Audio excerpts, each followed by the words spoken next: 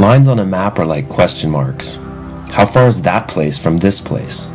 How high up does that road go? What does it look like? And how far could you see from up there? When you're 18 years old, you work within your limits.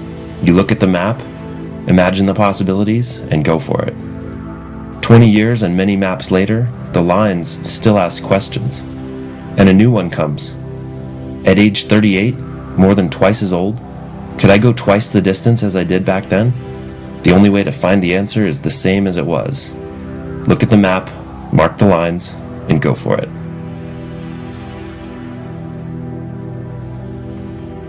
A few years ago, I did this ride with a buddy. On a map of Colorado, he found the perfect loop.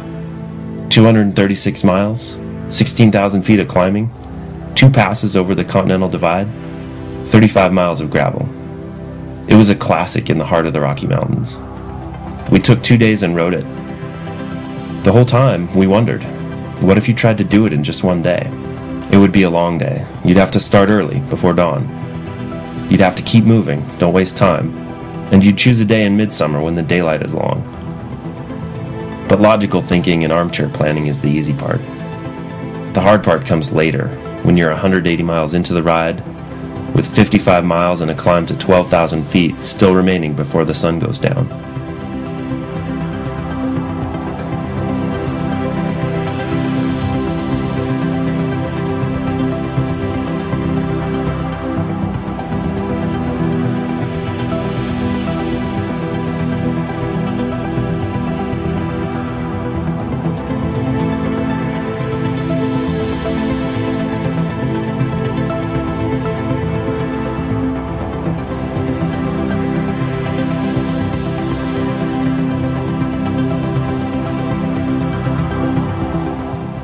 Independence Pass was once the limit of Western exploration by gold miners. But driven by the search for wealth and freedom, they pushed farther west, beyond the Continental Divide. Now, you see a mix of old and new. The highways pass old log cabins, coke ovens, and mine shafts. History blends into this modern yet relentlessly mountainous terrain. But the land has changed. It's no longer unexplored. It's fueled by a new economy of trade and tourism.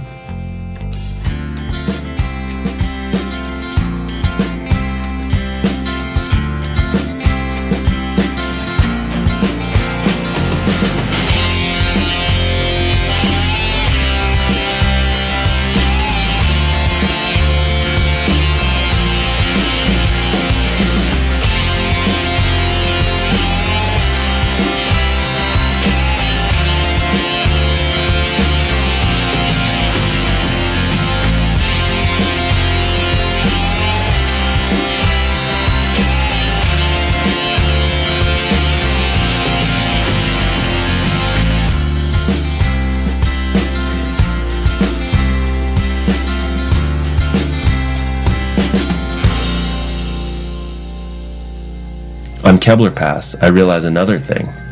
I've changed as well. I'm almost 40 years old, and my body isn't as strong as it was 20 years ago. This ride, this gravel road, feels like it'll never end. The air is thin and dry.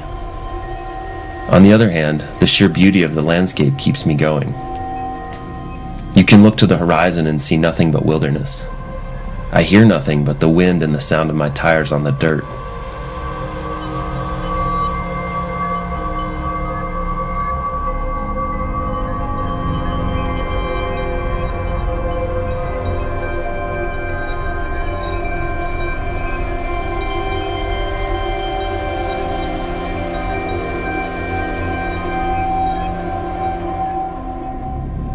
Cottonwood Pass is the last one. It's a 12,126-foot gravel and granite barrier between where I am now and Buena Vista, where I have to be when the sun goes down.